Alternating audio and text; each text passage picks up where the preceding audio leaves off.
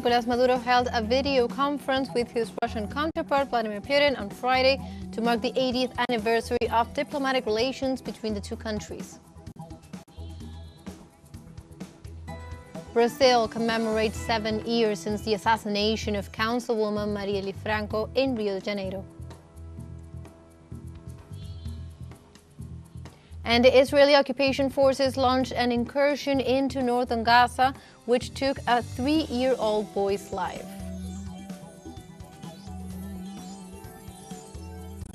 Hello and welcome to From the South. My name is Beren de los Santos. I'm from the teleSUR studios in Havana, Cuba. We begin with the news.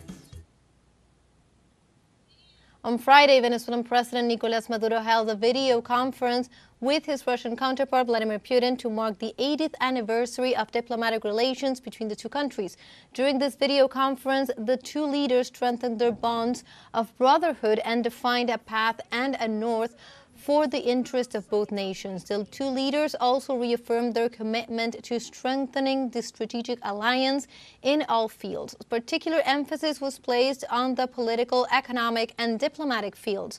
Both leaders discussed their shared vision of building a more just and multipolar world order, with Venezuela joining the BRICS group.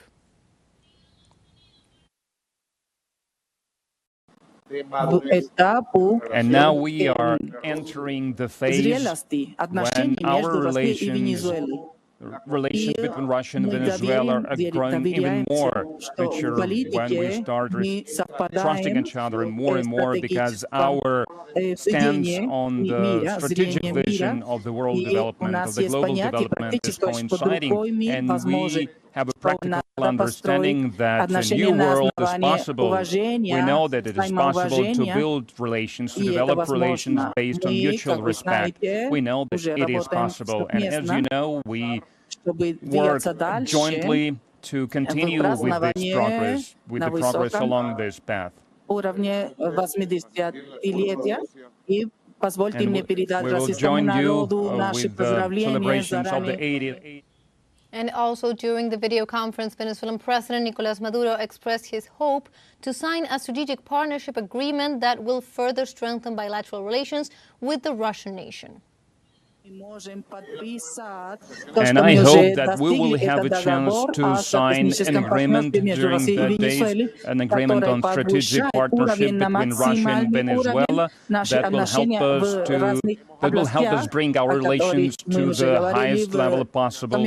Our relations across the board, as we've mentioned, in trade and economy, in financial matters, in banking matters, our cooperation in energy that is going to go even stronger, our cooperation in industry and public health care and transportation and agriculture. And also in this context, the Russian President Vladimir Putin reaffirmed the search of both nations for beneficial cooperation without external interference in internal affairs. Russia and Venezuela adhere to similar positions on many matters of the global agenda, on many items of the global agenda. We strive together to establish more just world order. We promote the principles of the sovereign equality of the states, of mutually beneficial cooperation without any interference from the outside into the domestic affairs. And precisely in this context, the Venezuelan government presented a wreath at the historical monument of the National Pantheon on the occasion of the 80th anniversary of bilateral relations with Russia. Venezuelan Vice President Delcy Rodriguez, together with the ambassador of the Russian Federation in Venezuela, Sergei Melik-Berzarov, and Venezuelan Foreign Minister Ivan Gil, laid a wreath at the sarcophagus of the liberator Simón Bolívar. This offering is part of the activities that have been taking place since early in the morning and represents the 80 years of diplomacy and bilateral cooperation between both nations. And meanwhile, the Simón Bolívar Monument in Moscow was also filled with flowers on the 80th anniversary of diplomatic relations between both nations and in homage to the South American liberator. During the event, the ambassador of Venezuela in Russia, Jesus Rafael Salazar, pointed out that in these 80 years of partnership, Caracas and Moscow have been at an accelerated pace and will soon sign an agreement of strategic partnership at the highest level. He also emphasized that both countries reject unilateralism and share the vision of a multipolar world.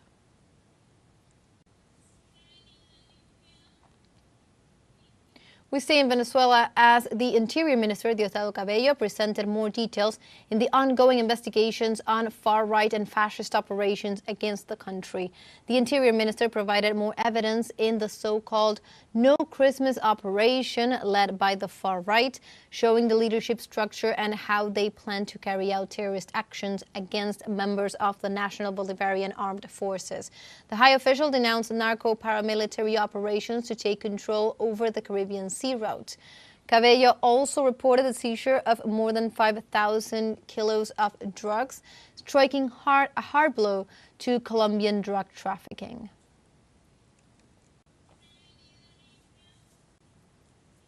We go now to Haiti as the advance of the coalition of violent gangs remains unstoppable, and the criminal coalition Living Together perpetrated an attack on the building of the Radio Television of the Caribbean, the largest media group in the country.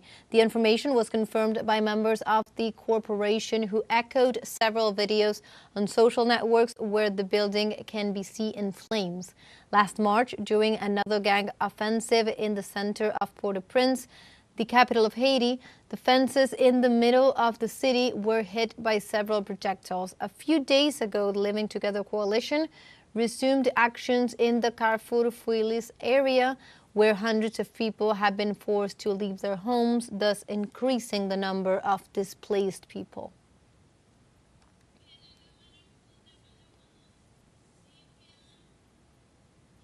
And in Panama, workers' union called for mobilization against the approval of the Social Security Fund law. The call to action seeks to oppose to the newly approved law, which received 48 votes in favor and 23 against at the country's National Assembly. The Single National Union of Construction and Similar Workers said that the initiative only leads to Social Security privatization measures that will put the savings of contributors in the hands of private banks and the companies that manage these funds. The social organization calls for a march against the reforms to the Social Security Fund with a date yet to be determined.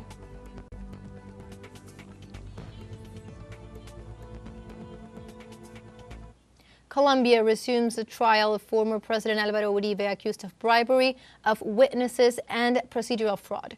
The criminal trial, which began on February 10th, is the first of its kind against a former president in the history of the country. The hearing held on Thursday included the appearances of Carlos López, alias Caliche, and Rodrigo Vidal. The first of them allegedly acted as liaison between the former president and Juan Guillermo Monsalve, the key witness in the process, who made a recording where he was offered legal benefits in exchange for making a statement in favor of Uribe.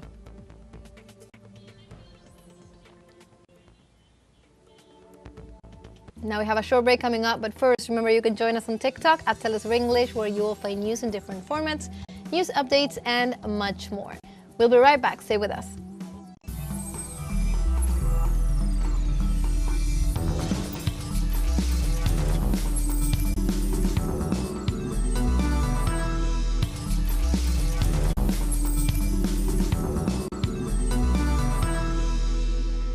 Welcome back to From the South. Brazil commemorates today 7 years since the assassination of Councilwoman Marielle Franco in Rio de Janeiro.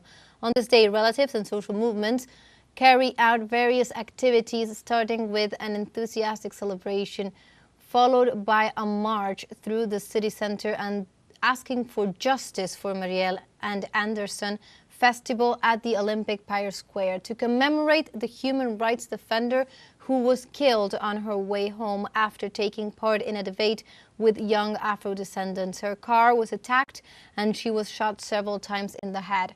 For the murders, former military police officers Rony Lessa and Elcio Vieira were tried and sentenced to up to 78 years in prison for material authorship of this crime.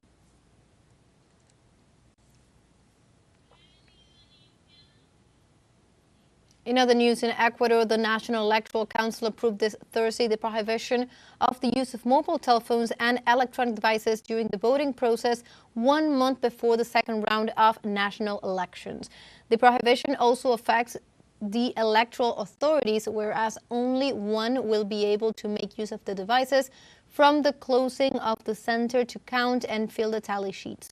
This prohibition will not apply neither to the delegates of the political parties, who will be able to take photographs of the tally sheets for electoral control, nor to observers and press. This decision is taken based on police intelligence reports, which indicated that there were reports of extortion during the first round of elections.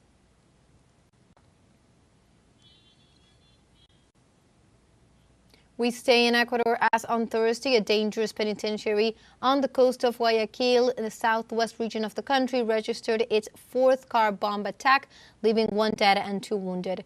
The police have begun investigations into what was described as a new event in the escalation of violence that the country is facing 1 month before the electoral process. The police commander informed that the only victim killed in the incident is a police chief from the Pascuales neighborhood who approached the vehicle when he noticed that it was on fire. According to the National Director of Anti-Drug Investigation, Olga Cortés Carrion, the event could be the response of a criminal group to the announcement of President Daniel Noboa about a strategic alliance with the U.S. mercenary agency Blackwater.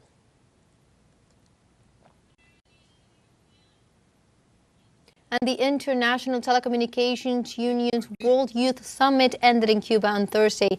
The closing ceremony was attended by President Miguel Díaz-Canel, who called for the new use of technologies. Since March 11th, this important event held in Havana, the capital of the island, has discussed issues related to the reduction of the digital gaps between peoples, the introduction of new technologies, artificial intelligence, and cybersecurity, among other key issues. The closing ceremony was also attended by members of the Secretariat of the Central Committee of the Communist Party of Cuba, Judith Rodriguez, the Minister of Communications, Mayra Arevich, and the Director of Telecommunications Development Office of the International Union, Cosmas Luquison.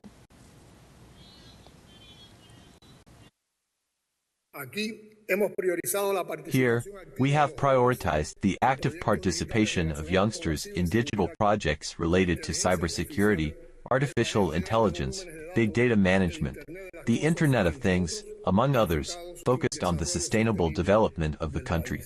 We defend the ethical use of technologies and the protection of citizens' privacy. We advocate for international standards that regulate cyberspace and safeguard users' rights, especially in developing countries.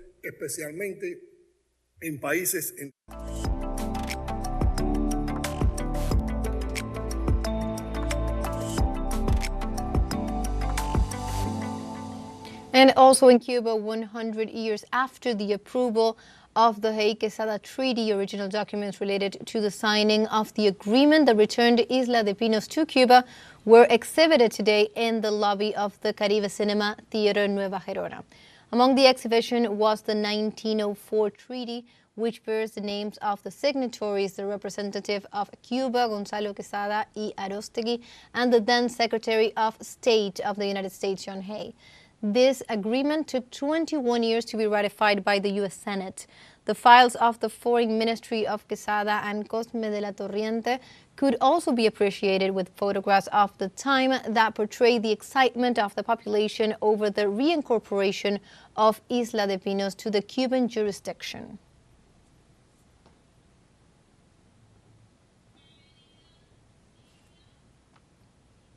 And 100 years after ratification of the Hay-Quesada Treaty, the truth of the struggle of the Cuban people to recover Isla de Pinos is exhibited, lands that were invaded by the United States.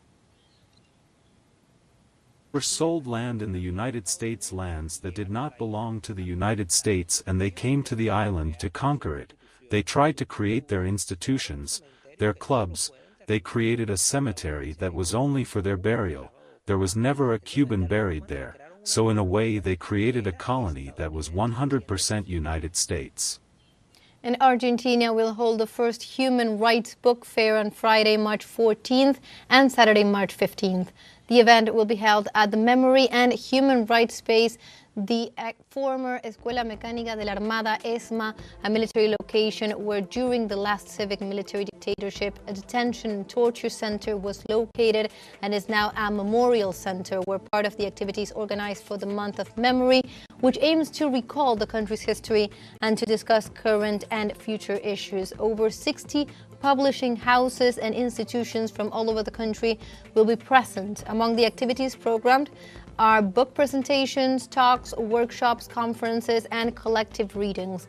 Admission is free and visitors of all ages are able to participate in this date with memory and reading.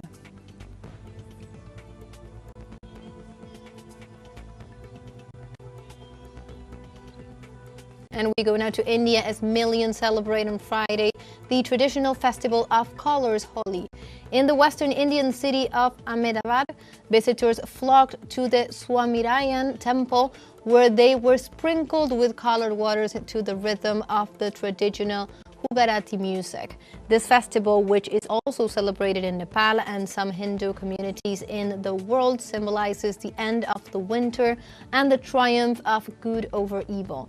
The origin of Holi lies in Hindu mythology and tradition, which celebrates the divine love between the god Krishna and his consort Radha, representing rebirth and rejuvenation.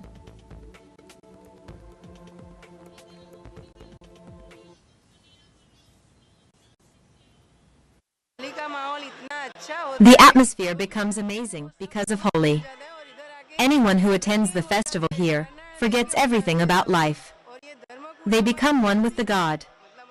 I cannot explain how happy we become after meeting the head priest here. We feel energized for the rest of the year by coming here. Everyone should come here to celebrate. The festival is celebrated since the times of the gods. We have started playing Holi with natural colors, colors obtained from orange-colored flowers. We soak the flowers in water for over a month, then obtain the colors. We have a second short break coming up, but before we invite you to visit our Facebook page at teleSUR English, there you will be able to watch our top stories, special live coverages, and much more. Follow our page and activate the notification button to stay up to date on the world's most recent events. Final short break, don't go away.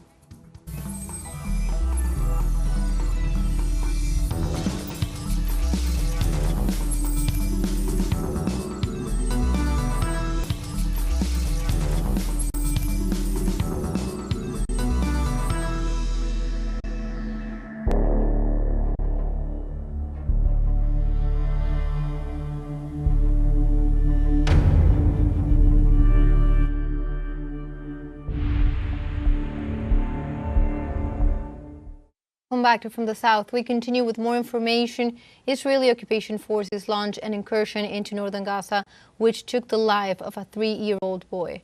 Local media identified the child as Ahmad Hassam, who was hit to death in the Israeli aggression towards the Shehaya town. They further detailed that the boy was an orphan and his father had been killed in late 2023. The addition outlets revealed that the Israeli strike also left a woman seriously injured in the Israeli strike against northern Gaza. Overall, the Zionist army has been mounting attacks since the onset of the ceasefire deal on January 19th, amid the claims made by the Hamas-Palestinian resistance movement of refusing to enter the second phase of the agreement.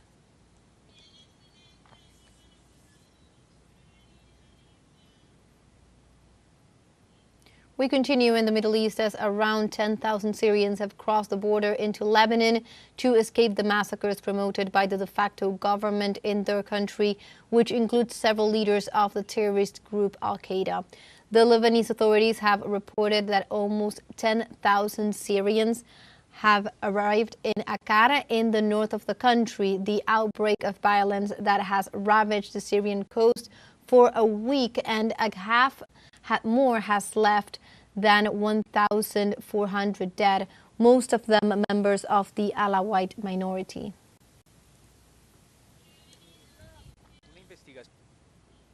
Also, Arab nations called on states and organizations to take strong action against Tel Aviv after the United Nations fact-finding mission to the occupied territories concluded that Israel committed genocidal acts through their systematic destruction of sexual and reproductive health facilities. The Euro-Mediterranean Observatory for Human Rights assures that after this report, the Commission should call on states and organizations to force Israel to comply with its responsibilities under the Genocide Convention. They emphasize that inaction in the face of the crimes of the occupation has contributed directly and indirectly to the ongoing genocide. The mission's report is conclusive about the crimes of the occupation.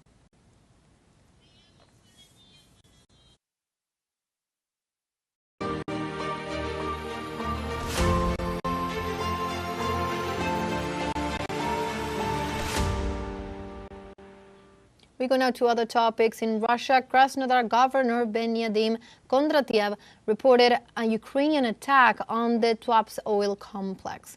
The governor explained that after the Ukrainian armed forces attack, a fire of more than 1,000 square meters spread in a petrol tank in the complex. On Telegram, Kondratiev added that the attack did not leave any fatalities and that at the moment 121 people were involved in extinguishing the flames. Earlier, the Kiev army employed the use of light aircraft converted into drones to attempt an attack on the Yaroslavl oil refinery.